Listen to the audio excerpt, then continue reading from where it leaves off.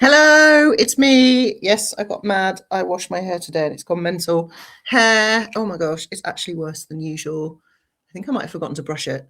Anyway, not to worry. My name's Ursula. I am, in spite of appearances, a qualified solicitor, and I'm here to help you with your family law problems. George is no longer with us. Sadly, George, well, gladly for the army, sadly for us, George has gone to join the army and he'll be Captain George very soon, which is very exciting. And he's not here to do the 60-minute clinic, which feels like the end of an era. But not to worry, there's still me. And hopefully Maria in a minute. Let me find out if she needs a link. Anyway, I hope everybody is all right. Those who watch regularly, welcome. Those who've just found us, welcome. Those of you who are watching back a bit later, so welcome to you from the future, from the past. And I hope we're all managing in this slightly toasty period of the summer. Now, let's get straight to it. I'm sure many of you understand the premise. If you need a question answering about family law, you can direct message us. And by direct messaging us, you allow us to read your question and we're able to usually figure out what the answer is or reasonably in real time. We will give you a code name, and I think right now I'm in the mood for 20th century authors. So 20th century authors will be the basis of our code names, and then I use your code name to answer your question. So that usually does the trick. So no Maria yet. Don't know where Maria is. She'll be coming soon. But let's get started with our questions. All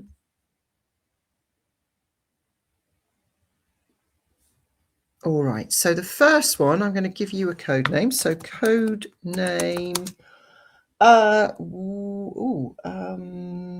Dickens. Oh, I just realised, the K on my blooming machine doesn't work very well. So code name's Dickens, sorting you out now. Right. Okay. Dickens says, hi, can you give me some advice, as the social worker is saying that they may not reassess me to get my kids back because they have mental health issues and I'm a single parent now. Can they do this? Is court? I think in court. Okay, so what I think you really need to think about, Dickens, is what is it that you need to do in order to meet their needs, your children's needs? What do you need to do as a parent to help your children live with you safely and in a way that's thriving? And I know this is difficult to hear, but there is going to be a good reason that the children were removed from you. And the reason I say that is, even if all social workers are baby snatchers and evil, the problem with that analysis and that theory is that it costs an extraordinary amount of money to take children away from their parents and house them somewhere else. There's the cost of the legal action, which usually runs into tens of thousands when you count all the lawyers and the judge time up. There's the cost per year of housing the child, the foster allowances or the care home fees. There's the cost of the ongoing monitoring to the state. It's incredibly expensive, and that's the reason, that on its own is the reason that it's not actually being done for their benefit, for the social workers' benefit. It is because there's no other way. And I think you need to think really long and hard about what it is that made the state decide to spend all that money on taking your children. And once you've got the key to that answer, the chances are you will actually have the answer to your question, which is, what do I need to do? How do I need to change in a time frame that works for my kids so that I can help them and they can live with me? Oh, Maria needs a link. Right, Maria needs a link. Let's see if I can be brainy enough to do this. Just a minute. I can do this. I know I can do this. Let's send her the link this way. We'll go on Teams. Think beautiful thoughts. Everybody think beautiful thoughts while I invite Maria in. Then come on, Control V. This is what normally works, doesn't it? Paste. There we go. Let's paste. Oh, finally. Okay. There we go. There we go. I think I've got the link to get in. So I think that's the answer to that, Dickens, which I hope helps, but it probably just annoys you, which I'm sorry about. Next question.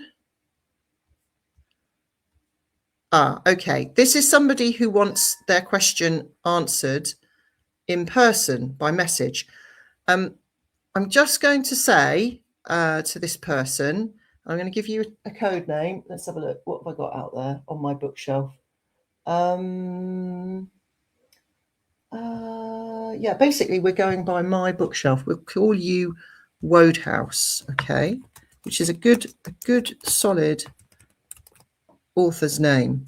Wodehouse is your code name, but we can't answer privately, but can on the live if you want, but won't without your permission.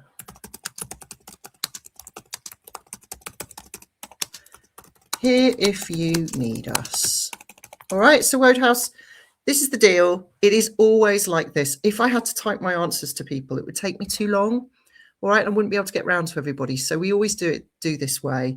So I'm sorry if it's annoying, but there we are. Aha! Aha, ha, ha. Look who's coming in. Maria, and your Hello. Hello, how are you doing? Not bad, thank you. Not bad at all. I happen to know that we've both had a long day in the office. We have had a long day. Yeah. Yes. So you've done the world's longest questionnaire today, I happen to know. I have, yes. And now you'd quite like a lie down. You probably had a bit of a cry when you realised that it was a 60-minute clinic tonight. Because actually, we should explain, we've managed not to do the 60-minute clinic last night. I had some nice family news that needed celebrating. There was no George, and everybody else was busy. So we had to bid it off yesterday. And so we're doing it tonight because we feel you all deserve it, even though it's Friday. I mean, who knows? We might get more people. We might get less people. I don't quite know what will happen. All right, let's have a look. Okay. This person, sun cream. Let's do sun cream. Okay, doing you now, sun cream. We were obviously on strange things that we could see. That sounds like me and George were looking around our respective sitting rooms going, what can I see to give you a code name? That's very much what that sounds like. Okay, so sun cream says, hi, can I ask a question for tomorrow night, as in now? Drug testing was ordered, and it was ordered that costs were to be shared. It was stated that the other party would get a solicitor, so they refused communication by a parent app.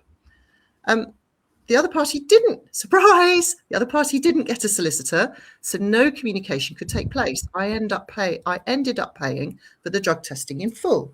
This wasn't addressed at the last hearing, and I'm still awaiting reimbursement for half the cost. The other party now has a solicitor and has refused to pay up. Is there anything I can do? There is another hearing in September, but I could use the money now to pay for other things that have been ordered and require payment for. Thank you. Oh, sun cream, what a bummer. Oh, okay. Here's my one and only idea. Well, I've got two ideas. I mean, no, I've got three. Okay, so idea number one, which is not the answer you want, is make a stink about it in September, and not just make a stink about it, and also generally ask for some more of your costs. And so the other party is litigating inappropriately. They've been ordered to file. They've been ordered to pay. That's a court order, and consequently, this is causing me more stress, more hassle, and needing to take legal advice. I'd like not just the costs, but also like the costs of some legal advice that I've been paying. Right, so I might do that, but that doesn't solve your "I need the money now" problem. The second thing you could do is you could write to the other side and say, you can afford a solicitor, pay my costs, or I'm going to make a specific standalone application.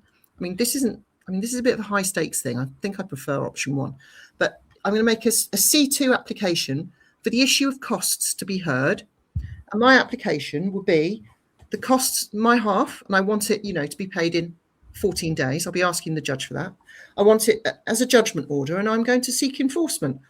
I know it sounds really complicated, but your costs order inside your Children Act order is, although it's been ordered they'll pay, what there isn't probably is a time frame in which they pay. Like, you must pay X amount of pounds in X amount of days. And that's probably because at the time the order was made, they didn't actually know what the costs were going to be. It's just half of whatever it is.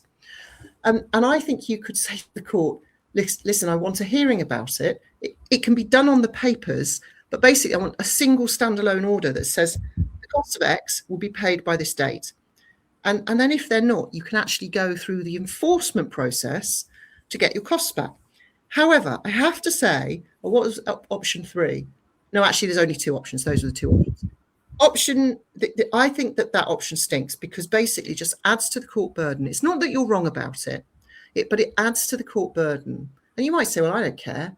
Cry harder, judges at HMCT. Yes, fine. But it is the kind of behaviour that when you think about how proportionate this is, because we're probably talking about 700 quid or something at most, which I know seems like a lot of money, but in our world for this kind of stuff, it isn't, especially where lawyers are involved. And I worry that it's a disproportionate, even though it's technically correct, it's a disproportionate approach to take. So I favour the go in September and make a stink about it option. That's my thoughts. But what I will say is in September, you might want to say to the judge, look, judge, you made an order. You've already made an order. That decision's been made that half should be done. Instead of paying it, he went and got solicitors, which I'm not sorry about, but he has got enough money to do that. He's got money for that. He's got money for this. I am asking you, Judgy Pause, to make a standalone costs order, which has a date for payment. Then at least I can enforce it against him. See, and then at least what you've done is you've skipped a hurdle when it comes to enforcement, and then ask for your costs on the day of having to turn up because he's litigating naughtily. It's quite a complex.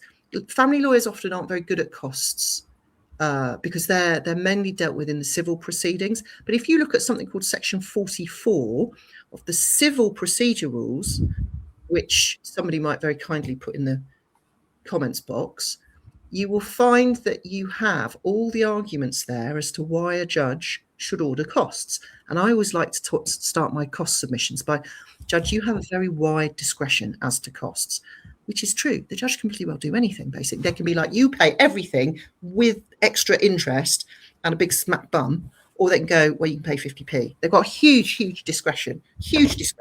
And judges know how to do costs. What they like is when people address them on costs properly, making arguments around conduct, making arguments around whether somebody's successful or not in their argument, in the order that they've achieved. Don't you start litigation, dog. Bloody hell. Yeah, sorry, legal assistance dog suddenly had something to say about costs. Anyway, I could talk about costs all day. I'm such a dullard. But yeah, Section 44 of the Civil Procedure Rules is your mate. Yeah, and don't forget, final thing, I'll stop nerding out. There is an allowance for litigants in person. So I don't know, let me go back to your thing. If you're a litigant in person, look up what is the official rate for litigants in person in the English civil courts, something like that. I think it's like 17 quid. They put it up recently. I think it's 14. I think I saw recently it's 14. No, they put it up. They put it up. Yeah. No, actually, I think it used to be 17 and now it's 20 something. I might be wrong about that. It might be 20, as big as 20, 25. Anyway, I'll find out. Maria, I'll just let Wodehouse know that I've received both of her. Just to say, Wodehouse, we understand you. I totally get it, and we won't be using your question. Thank you for listening. But why don't you listen in anyway? Keep listening, because we often answer questions that are a little bit like yours. So if I can, I will happily answer it. You might stumble across the answer accidentally. All right. So I won't answer it, but it doesn't mean to say you're not loved and thought about. So, all right.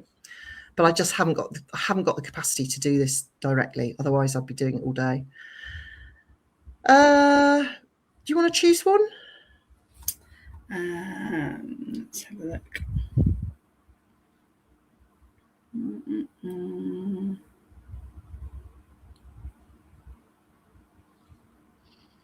You've done Dickens, haven't you? Done Dickens, yeah. Okay. I'll have to find another code name. What is on my book? I have a lot of Wodehouse. Austen. How about Austen for a code name? I've got a lot of Jane Austen on there as well. So that would be used. Otherwise, who have we got? We've got one that's got a code name. Cersei? Oh yeah, I know. Me and George were doing the Odyssey. Thank you very much. Well done. I genuinely ask me anything, so long as it's about the Odyssey. Yeah. Can give you chapter and verse. I used to love that when I was a kid. I used to read it all the time. I mean, obviously not in the original Latin or Greek, the original Greek, I should say.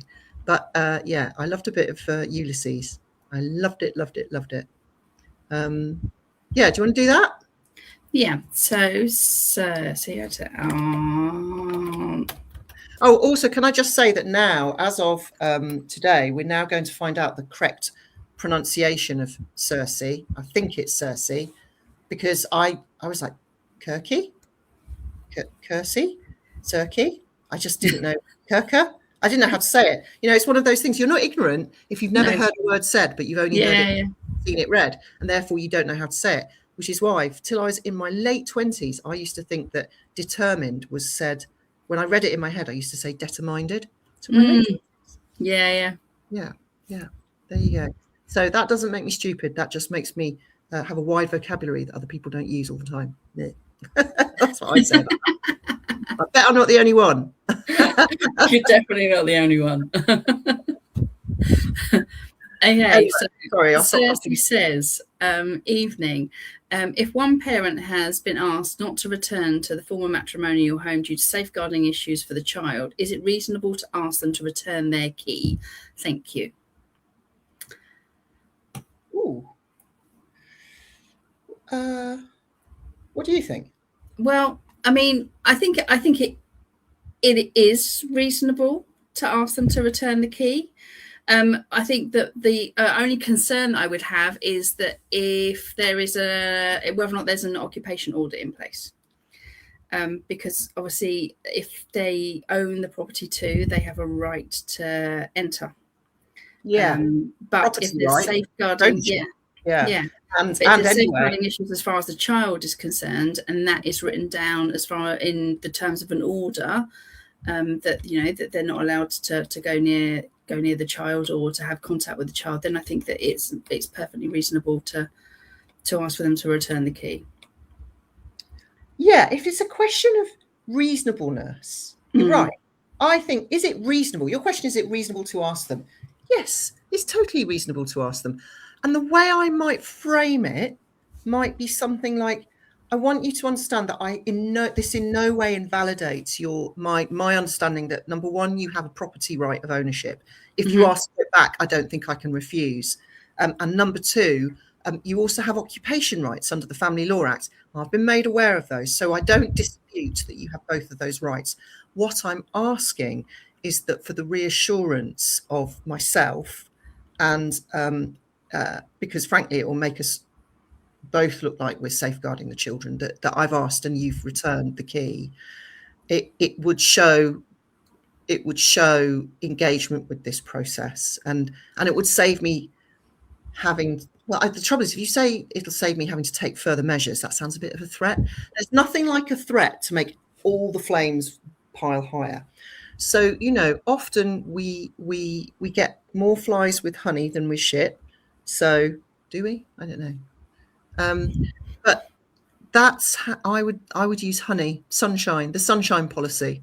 The the South Korean sunshine policy. You know, you say thank you. You absolutely agree that it's not by right. You have no right to this. You're asking in order for your reassurance and perhaps the children's reassurance. Look, I don't know what the safeguarding issues are. If it's because he or she is a sex pervert, then it's probably something social services have asked you to do. If it's because they're a violent maniac and super controlling, and all of those things, I mean, they go hand in hand, right? The reality is that they're probably going to kick off anyway. So you might just want to go, bollocks, I'm going to change the locks. And if he asks for a new key, I'll give it to him. And if he asks for a new key, or he or she asks for a new key, then I'll know they've been having a go at getting in. So there's a number of, I don't think it'd be wrong to change the locks either, but you might end up in one of those silly lock changing scraps. Hang on, legal assistance dog wants to come. The good old my legal assistant dog is hiding underneath my chair at the moment. Yes. Well, mine has said what she'd like to say about cost, and now wishes to continue with her snoozle. Yes. And not be bothered anymore. So that's what I think. So reasonable, yes. By force of law, no. Not without an occupation order, as Maria says. But yeah. Okay. Hang on, I'm losing count now. So we've done Cersei. So we'll take you. I'll unstar that, and I'm going to restar this one, and I'm going to restar Sun Cream. Sun Cream's come back with another question. She says, "Thank you. If I can get another one answered, I have evidence that the other party is fraudulently claiming legal aid. Has a secret business. What would you advise could be done?" Okay, has a secret business. More details, please. And how do you know? And is it a limited company? And give me all the goss. Okay, I need more. I can't do enough with that. Give me some more. That's all right, Cersei. That's what we think. So yeah, there you go. What's next? We need a code name for this one. Oh no, this one is Cyclops. Oh yeah, totally doing the Odyssey. Yeah, you are indeed. I'm on fire with the Odyssey. In fact, I might carry on with those code names. Next one could be Medusa. Yes, which isn't strictly the Odyssey, but is actually the legend of Perseus and Andromeda. But Andromeda Schmomeda. Okay, so we are. I literally learned all the Latin I know. I learned it from Asterix the Gaul, reading Asterix. Okay. It's just yeah, and going to mass. So, what do you want?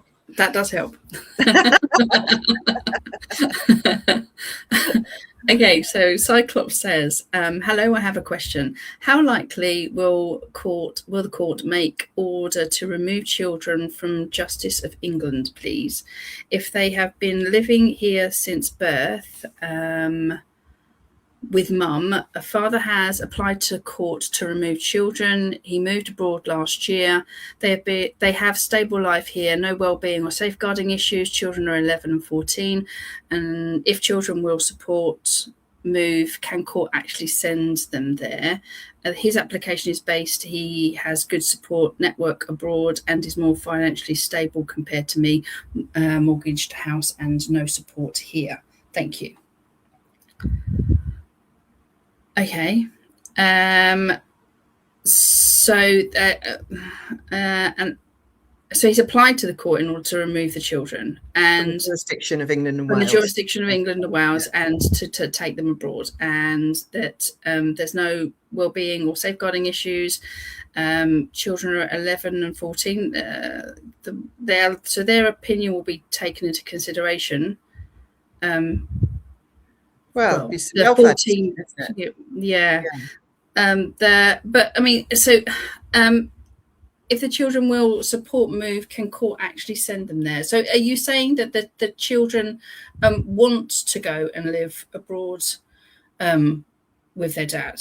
Is that what that question is asking? Yeah, tell us about tell us about what the children's wishes and feelings are, in your opinion.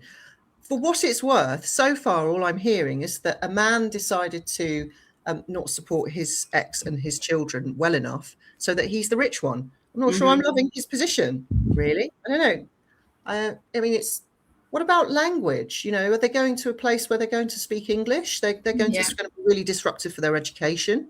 Yeah, well, I mean, it's the pinnacle point as far as their education is concerned, isn't it? They're going to lose at least 2 years of education, especially the old one. Especially the old one. If they're not English, you know, they'll think in English, and it will put a humongous stunt. It will stunt their educational growth.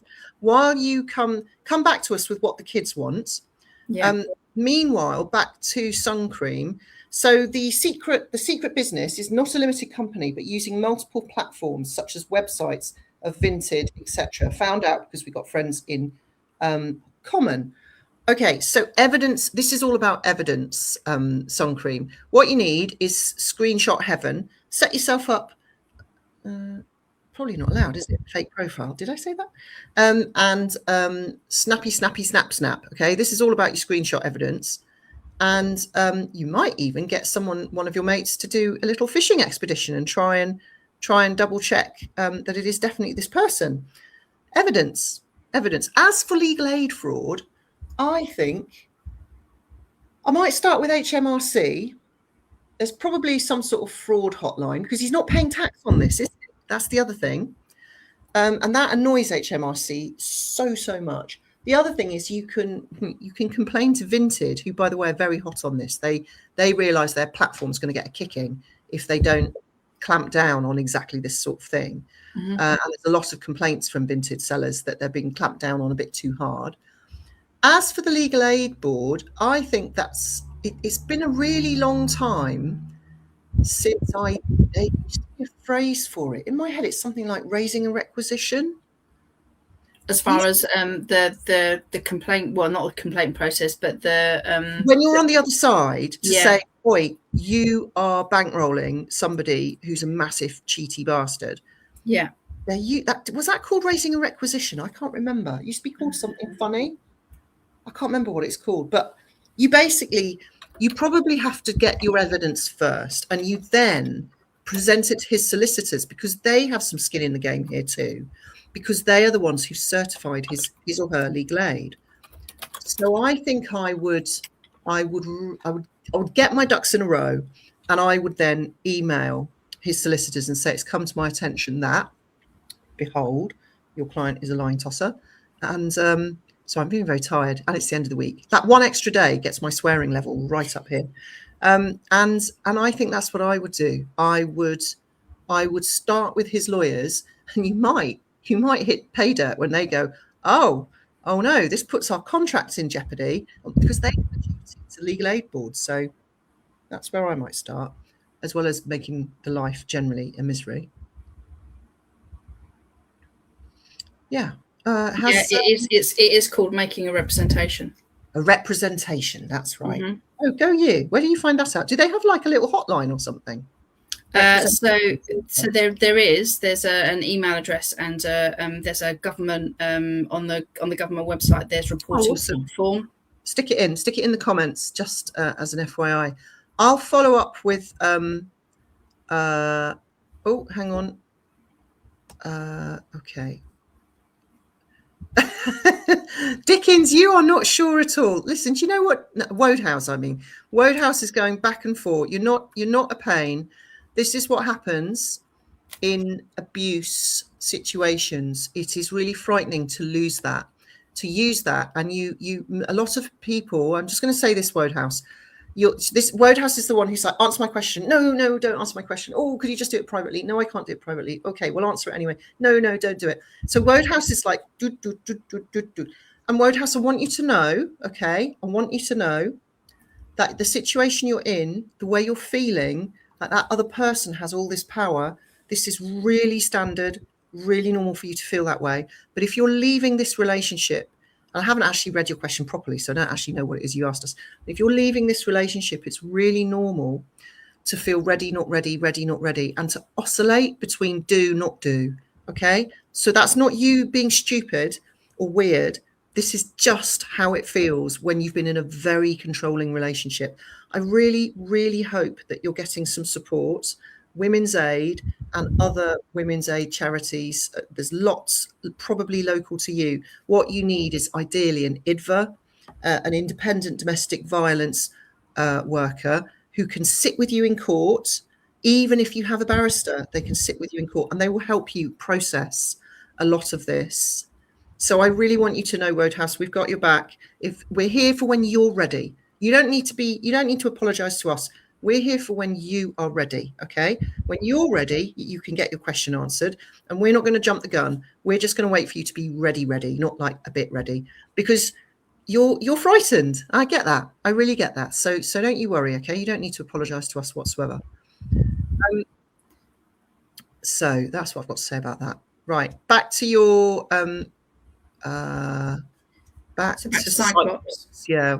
What's he saying? What's she saying? Okay, so they see abroad as holiday, and they're fluent into the children fluent in 2 languages. They see it more like holiday place, and they have been brainwashed because he promises them everything what they don't have here, like pets or more freedom, and that's why I think they might say to Kafkas they have a positive relationship with the country he is living in now. He hasn't seen them since last year, made an application, first hearing is next month. Kafkas already suggested a Section 7. He made a parenting plan when he wants me to go from a full-time mum to 3 times a year visitation.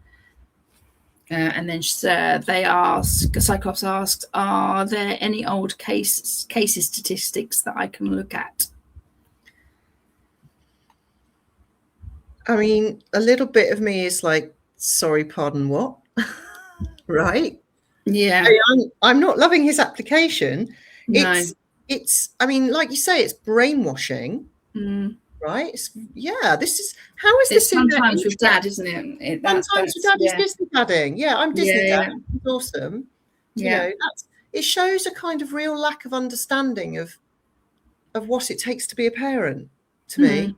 Like, oh, everything be fine, come over here. He's like, he's never looks after them. He's got no idea of their needs. Yeah, the fact that he hasn't also seen them since last year as well. I mean, how does he expect them to literally move from one country to another? In my view is that it's not in the child's best interest for them to be hiked out of what they know into another location, which will seem all fun and games to start off with, but when the serious stuff needs to happen, how's he going to handle that? Right. And this is what I've got to say back onto education, which is, let's just remember, what's the test? The test is the welfare checklist. And the welfare checklist is not just wishes and feelings. It's the holistic goodness of the child. You know, the judge has to take a holistic view, which includes their education, includes their emotional well-being, their physical well-being, their any safeguarding risks. I'm not surprised Kafkas are saying a Section 7 because they're also going bullshit. And they need to do the analysis within the welfare checklist template. And you know, going back to the language point, they may be orally fluent in both languages, but I bet you $1 million they're not writing fluent in both languages. And I'll tell you why. Because the thing about school is school makes you write in the language that the school is teaching in. So it's a different skill. It's not just chit chat. It's also vocabulary development, spelling development. So what will happen is they'll think that everything's fine because they're fluent in, I don't know, Mandarin, Albanian, whatever it is.